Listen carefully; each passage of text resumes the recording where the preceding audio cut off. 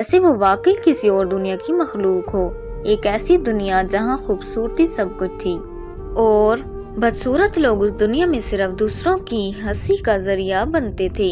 मगर सबसे बड़ा दुख उसे तब होता जब उसकी अपनी ही माँ उसके खिलाफ हो जाती।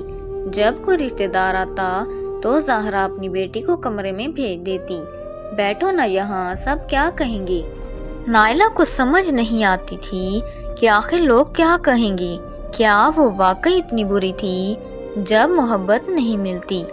नायला अब जवान हो चुकी थी।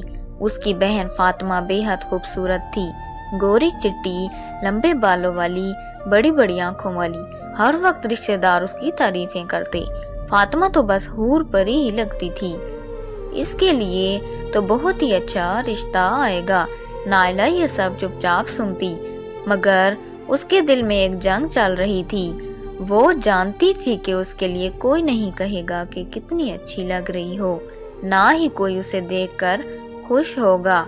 एक दिन जब उसकी बहन का रिश्ता तय हुआ तो मेहमानों में से एक खातून ने ज़हरा से कहा, और नायला का क्या सोचा।